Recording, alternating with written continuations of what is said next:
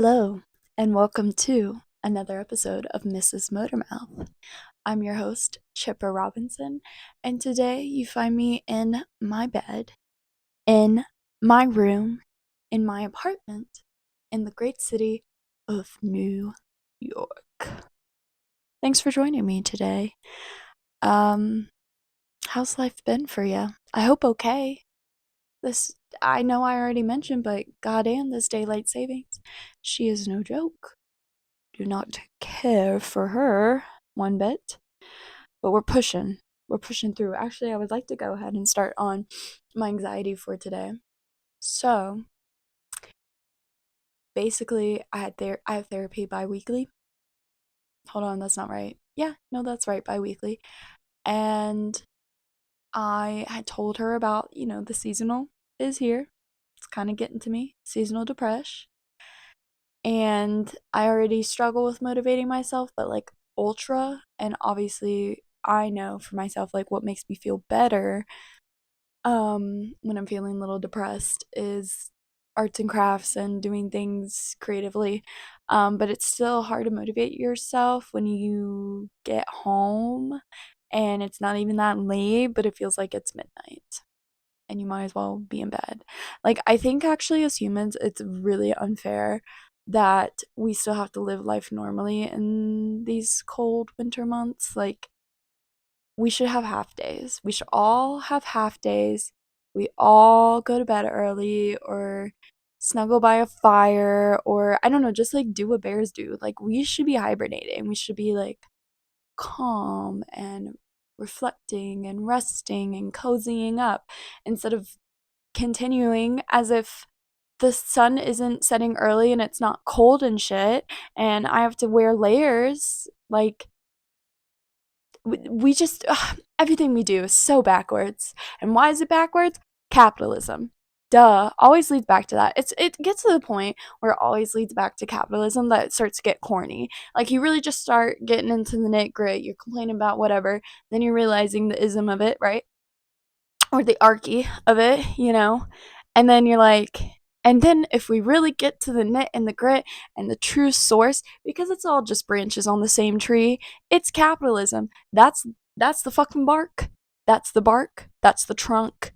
It's all growing out of capitalism. You go, God, I wish I wouldn't get catcalled. And then you think, well, we should live in a society where men know not to do that to women, to where actually my body shouldn't even be sexualized. I should be able to wear whatever I want, and it's no big deal, and it doesn't, insinuate or ask for it. And then you start thinking about that, and you're like, well, where does patriarchy really come from? Oh, capitalism. Why do I buy the clothes that I buy? Why do I find value in what I wear? Oh, capitalism. However, that value gets taken away by these men who historically have had power over me. You see what I'm saying? So, but then it kind of becomes this thing that we all know. We all know it. And then that's really what we're complaining about. And then it's just like, duh, but it also feels lame and corny to say capitalism. And and maybe that's because of the boomers being like, oh, you commie. Yeah, girl, maybe. Maybe. Actually, and can I point something out really quick?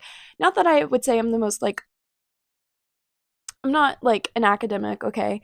I believe in, obviously, duh, doesn't need to be said, but feels like it needs to be said, in social justice. Would love for things to become woke again. Loved when they were. Um, and I just believe in the betterment for all. How's that?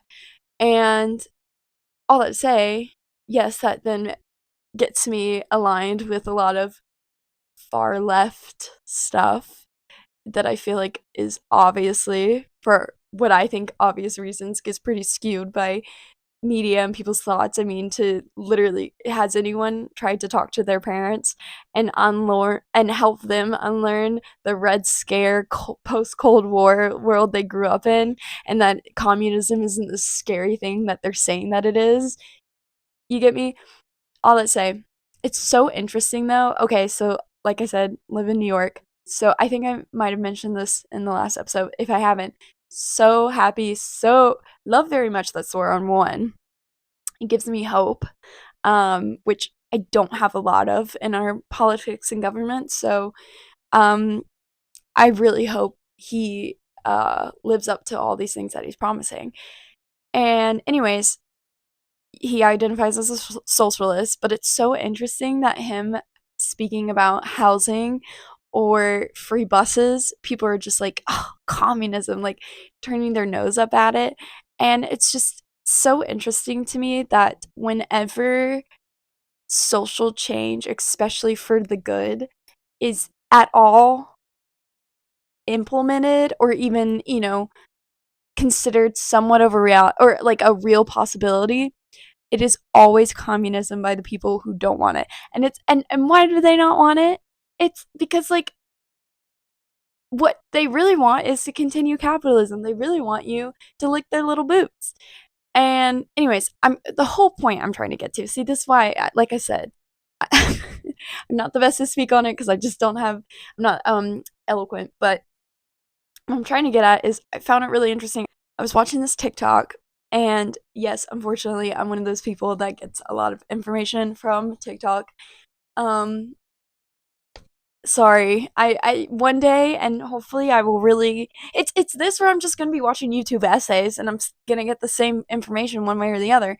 I'll just say, I was watching TikTok and this woman was talking about integration, especially post Little Rock, and how it wasn't just like one day the black kid showed up to the white school, boom, integrated, and now like happily ever after. It really wasn't like that. And, she like talked about how, if I'm not mistaken, what ended up happening was a lot of those children who were originally a part of this first wave of integration, it was so bad that they like, well, bad for them, that like, and obviously the white people didn't want it, that they were trying to shut down these public schools and then like force essentially these white kids to go to private school, and you have to pay, of course, to go to private school. So then it was just a way to just try and prevent integration. And that, I think, a lot of what she was saying, again, could be wrong on this, but the black students, it got so bad for them that like they had to start doing, oh yeah, that's why she brought it all up, they had to start doing homeschooling. And she said it was really interesting that she was like, I think she found all this out because she saw a photo or maybe archival footage, but yeah, it was a student who was having to be homeschooled, and she was watching her pre-recorded lesson on TV. And anyways, this creator kind of tied this back to um Zoom and all the kids who had to get homeschooled through Zoom when COVID first started. All that to say, getting back to my point, as she's talking about all this, she's also showing photos. And why do I see a sign that literally says integration is communism? I had to let that hang there because I saw that and I'm like, isn't that always what they say? I'm sure there's a sign out there. I might have already seen it. And I wouldn't be surprised, if someone sends it to me, right? I'm sure there was at some point a counter protester who had probably had a sign that said same sex marriage is communism. You know, it's so just fascinating to me that any sort of progress for equality for all always gets equate to communism. And then once again, the fact that it's just not truly understood, or of course it's this big bad wolf, so then the verbiage gets confusing, so then people who don't really know the difference are using the wrong things. Like I saw this one guy compare Zoran to um Soviet Russia, or he was calling him a Soviet as if that was synonymous with socialism and communism. And again, that's just somebody who doesn't know. He just doesn't know, but he's just going off of what everybody says. He hasn't actually really probably looked into this stuff himself. It's just what he's overheard.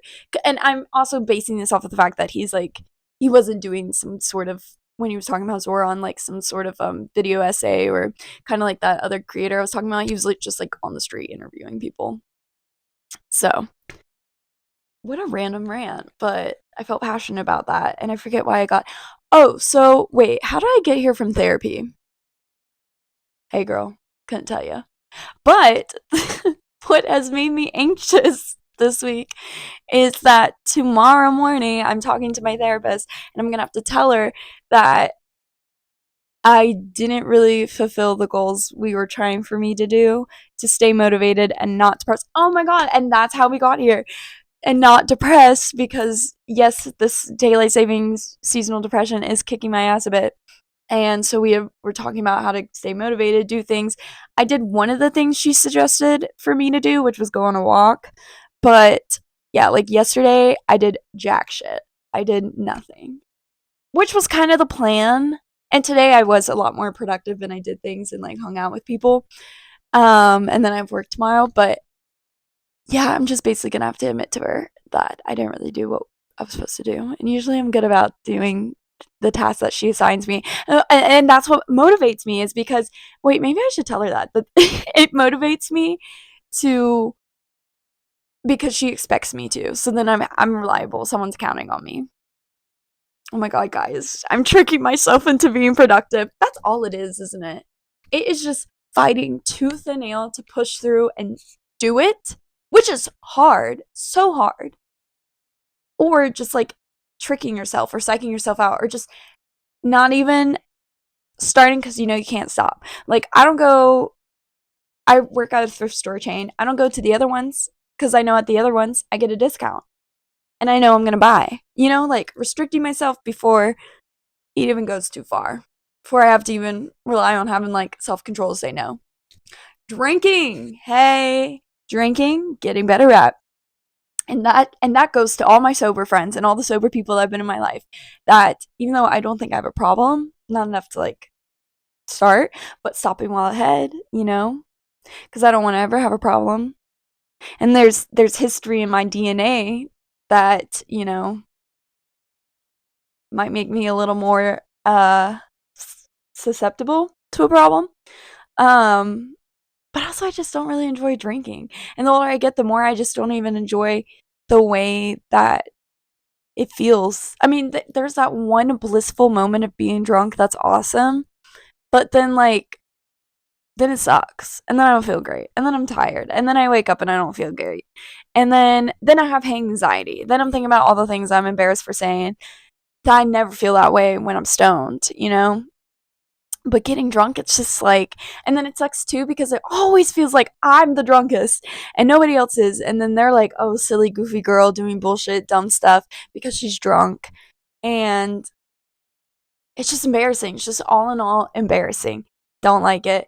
So, knowing my limitations, knowing when to stop, stopping while I'm ahead, that's the goal. However, my birthday's coming up.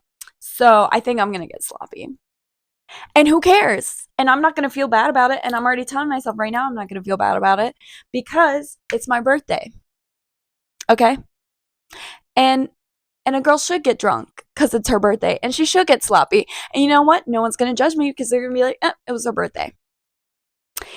And I was going to be kind of emo about my birthday first because, like, originally my friend and I were going to plan something together because it was like more for what we were thinking of doing. It was just more possible by doing a joint birthday than we thought. It's too complicated. So then we decided that we were just gonna do our own thing.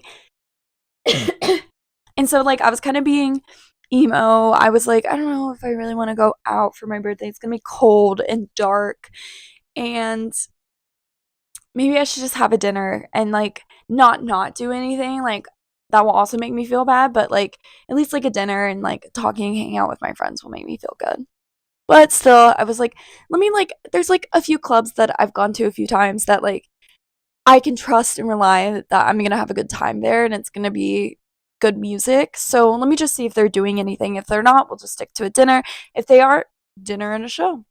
So I looked and I literally found one of my favorite DJs is playing the night I was looking at, and it's at a club I really like. Tickets are cheap and it's a Sagittarius night. Yes, girl, it's a month out and I'm planning my birthday because I'm a fucking Sagittarius and I've been thinking about my birthday since October. The moment it pops up, oh, my birthday's coming soon, I've been thinking about her.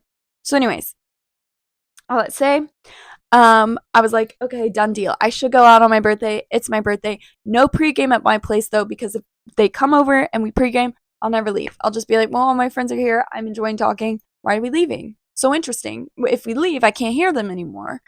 Um, So yeah, and then we're going to a shitty bar. I am asking my friends to go to 2 boroughs in one night, which is kind of a big ask. But if they're down, they're down.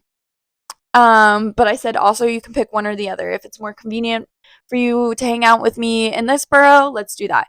If it's more convenient in this other one, perfect. If you want to do both, even better. If you want to do borough, amazing. So yeah, I'm looking forward to it. And I'm already planning my outfit. Gonna be fierce. I mean, I was telling my friend today because she was helping me. I love like for an event, I love to get a set of fake nails. And this time I really wanted some 3D like extra as fuck ones. And a lot of them are on sale right now. So I was like, okay, cool. And she was helping me pick out the best one, which the one I wanted is the one she agreed on.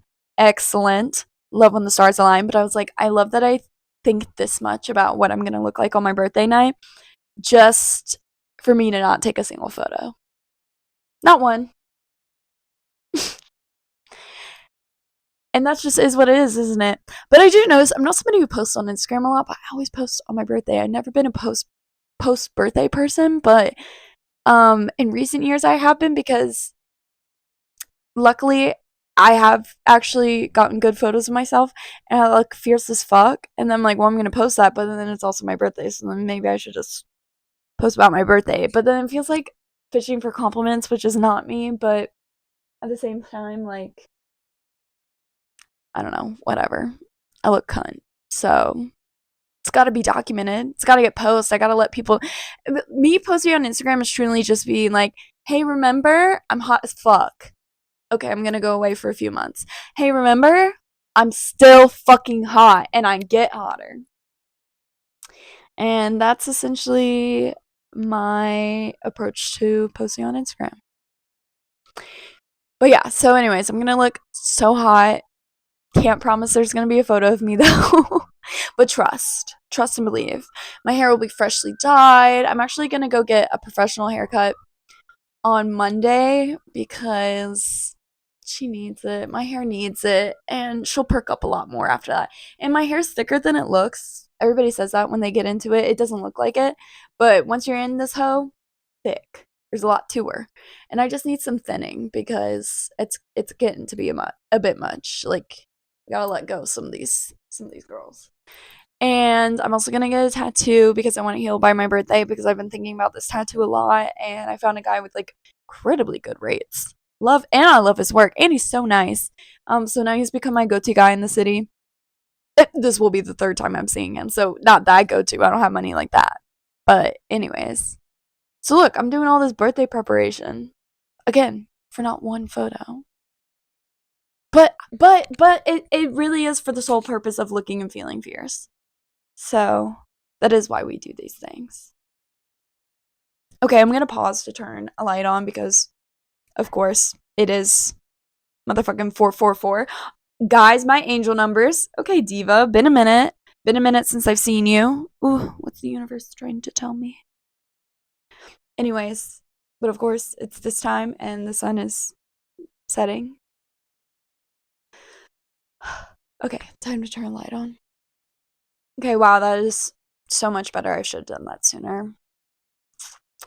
Anyways, yeah, I've been keeping this ring light by my bed because it tends that when I'm filming one of these episodes, I'm doing it after the sun's fucking set, and then I don't have any good natural lighting. But then it's made me really self conscious when people come over because, like, it straight up looks like the way it's angled, it looks like we do porn, which I'm not above. I've told my boyfriend, I said, if we're really in a pinch, could be profitable. And sometimes I've thought about it. I think more about the money than the repercussions. Because then when I think too long about the repercussions, I'd rather not. But hey, once again, not above. If we're down bad and we need it, we'll be doing it. I'll tell you what. Anyways, that leads me to my annoyance of late. Um, I love my boyfriend. Do not get me wrong. He's just been annoying me, but he kind of always does. It's like our thing, I guess. Um, and I am just like an easily irritable person, so you know, I know it's mostly me, it's not really him. Still, If anybody, I mean, honestly, like my usual annoyances, it's like it's the usual stuff. Some work things I could kind of talk to you about would be too specific to where I work, and I prefer for you to not know that information. So yeah, I was thinking about it earlier. I was like, what annoyance can I voice? And then I was like, I guess him. I mean, he does annoy me, but it's like really whatever. Like it really is actually never that serious. He just like he just I have auditory sensory issues and he just nails on the chalkboard and he just I mean honestly my these issues are so bad that like I've gotten better in public. Like I don't feel like literally biting people's heads off because the noises are annoying me so much. Like honestly, the older I get, it's gotten a lot better and I can like handle it a lot better. Um and not get so worked up or like fixated on it. But it's like once I'm home, all of that drops. So it's like he can't even chew without me going like irritated. So it's very high standards. Like you almost have to be a church mouse, and I'm not even like that. So you see what I mean? It's a double edged sword. Anyways, this ain't a place to fucking complain about him. But to be fair, all of what I've told you, I've said to his face. And if I ever say anything on here, it would be the same shit that I would say to the person's face. I mean, I used to be somebody, I used to talk about people behind, I was too scared of confrontation. So I would always talk about people behind their backs and say like negative things, but I would never bring it up to them. But like everybody knew that I was annoyed at this person for X, Y, and Z. But that person would never know because I wouldn't tell them. I've gotten a lot better about that and truly have adopted the philosophy of like whatever I'm saying to you is the same stuff I would say to their face. I mean, I do think it's healthy to complain about people. I do. I know I'm annoying. You know, you love somebody, but we're not going to be perfectly compatible in any way. This goes for relationships, friendships, and family. And it is fair to vent about people. Absolutely. It's just when it's a reoccurring problem, that's that's when it's like it's can you let it go? If you can't let it go, you got to talk to it. If that one vent, and it's got to be a sporadic vent. It can't just be something you're not always venting about this person, you know? But it's like, would you say that to their face? I'm not saying I'm perfect. This, I'm sounding preachy, but that's kind of just my personal philosophy. And if I say anything shady, well, let me tell you what, I'd probably say it to their face too. Actually, plenty of things I've heard it come out of my mouth, and I'm like, to be fair, I have said it to that person's face, and if I haven't, I would. I think I am a shady. See, here's where my friends are like, I'm absolutely a shady person, but like someone who's genuinely my friend. Because if you ain't my friend, I mean, hell. I mean, I probably still would say Two Face, but you know, I am gonna say what I think. But about my actual genuine friends, I guess if I'm saying something really like shady, just know that person is not my friend. Know that they aren't my friend. And I don't think I'm that fake around people. Like I do think people can tell where they stand with me. Like I'm not going to go out of my way. I might be pleasant for the sake of being so. Or like if I don't have like a legit reason to not like you, I'm gonna be nice to you and respectable. And actually, if I don't have a genuine reason, I'm probably not talking shit. A lot of people I have genuine reasons to be talking shit about to those I don't like. And if I am being nice to them, just know I got a reason to. Might just be to respect the peace, whatever. Because look, I got this one girl. I can't stand her. I can't stand her. And I got good reasons to not like her, you know. But the drama, it wouldn't be necessary to let the whole world know that I don't like her. It wouldn't be necessary. I mean, I would now with this particular person, good reason to start shit for sure. I have an excellent reason, but it's just not worth it at this point in my life. Um, especially because I don't live in the city where this person lives anymore, so it really doesn't matter, you know. But it's I'm we got mutual friends and stuff, so it's not like I'm not gonna see this girl, and I'm gonna be cordial because there's just no reason not to be. But if somebody says something about her and goes, I'm gonna not say something, especially my best friends. Actually, if I'm gossiping to you and I'm talking shit, just know we're friends. If we weren't friends, you wouldn't be hearing this from me. Yeah, I really, my mom taught me early on, careful who you tell stuff to. And know whatever you're gonna say, it's gonna come back to you like an echo. Like people talk. Even just because you think it's in confidence, or you might have said something, it's still gonna slip from someone's lips. We love gossiping as people, so yeah, that's what I mean. I learned that.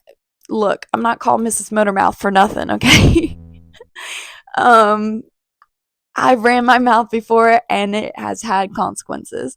So I'm careful about what I say things to people. And I only really say things to people I trust. But I'm not going to talk shit about people that I love and care about.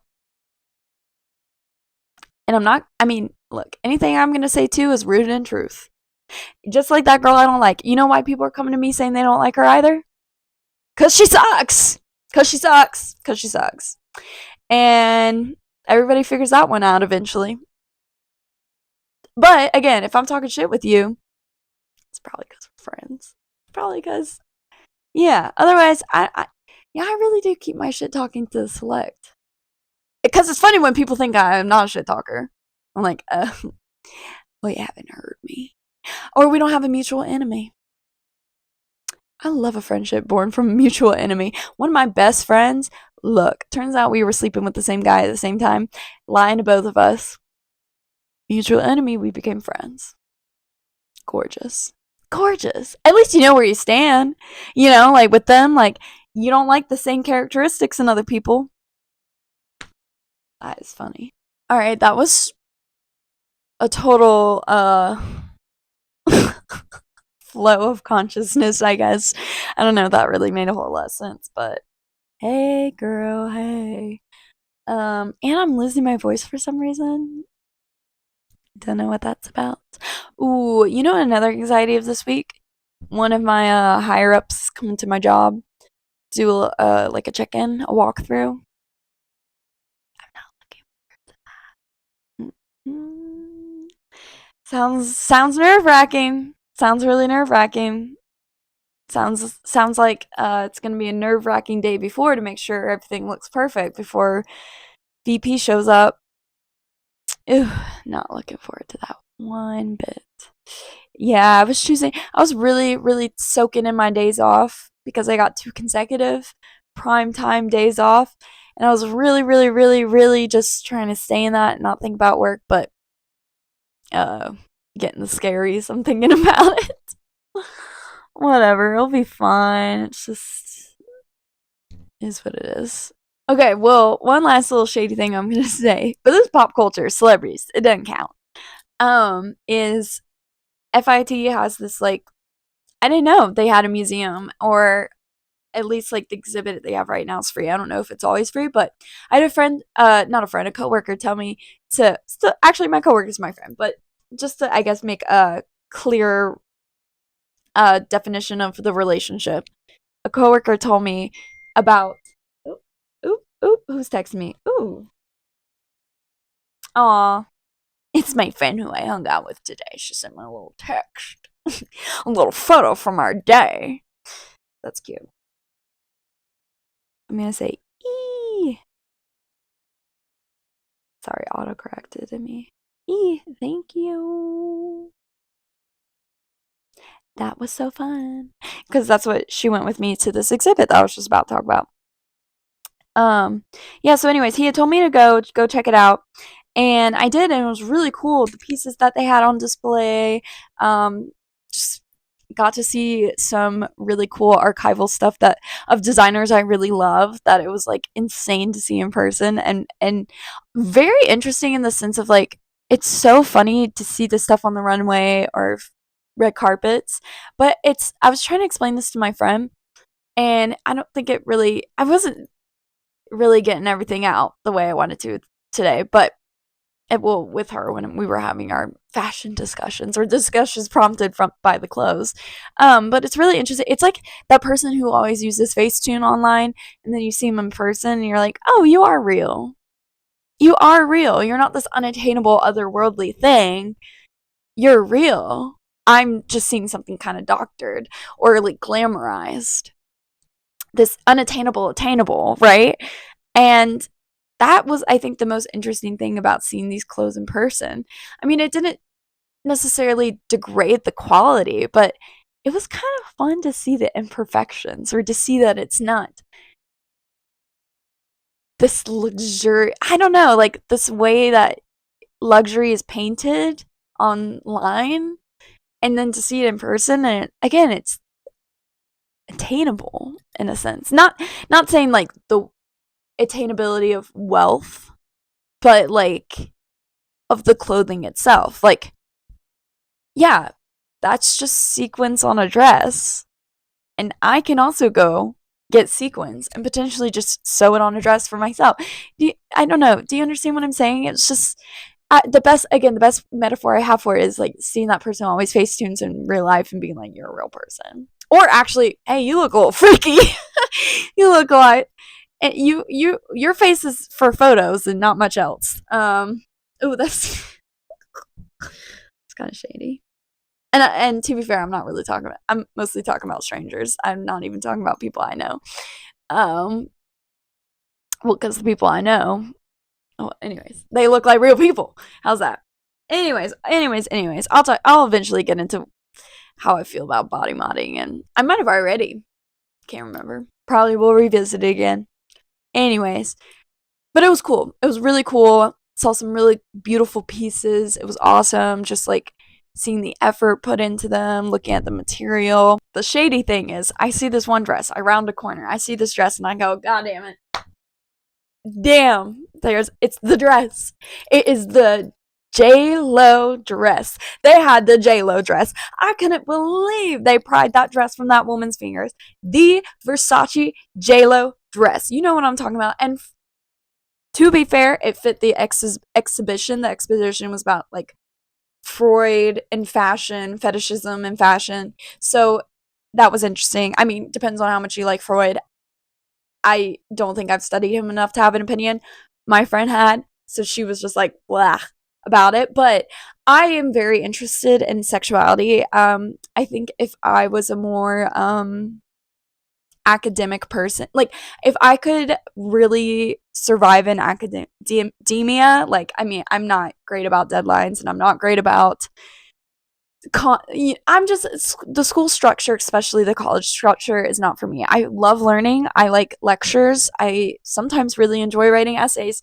I love analyzing, but it's just the in between of it all, or like the busy work that I don't quite care for.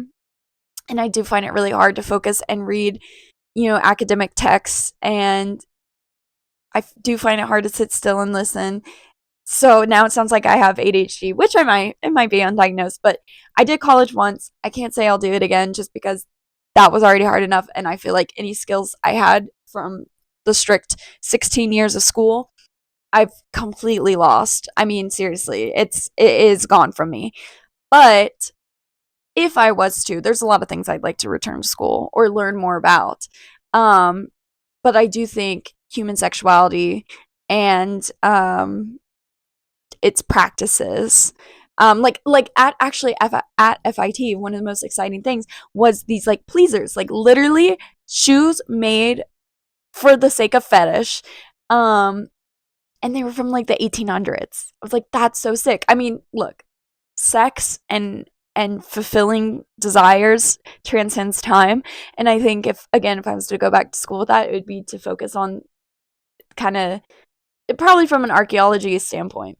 Anyways, all that to say, once again, cool to see these pieces, because then you had to think about when they were made, the context in which they were made, and then if the designers had any opinions on that.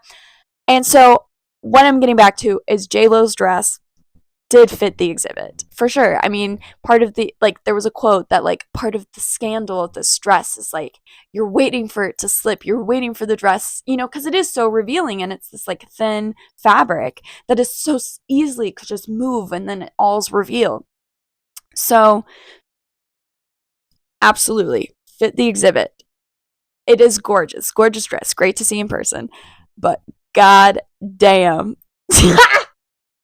I was like, not the dress you wore, what, 3 times? Again, I can't believe they got it out of her closet. Unless it's not hers and it's like someone else's, because there was another celebrity who wore it too. I think around the time she first wore it. So it could have been theirs, but did I get a kick? I'll tell you what. So, anyways, on that note, and JLo's dress, I'm gonna end this here. Love you all. Kisses. Okay, bye bye.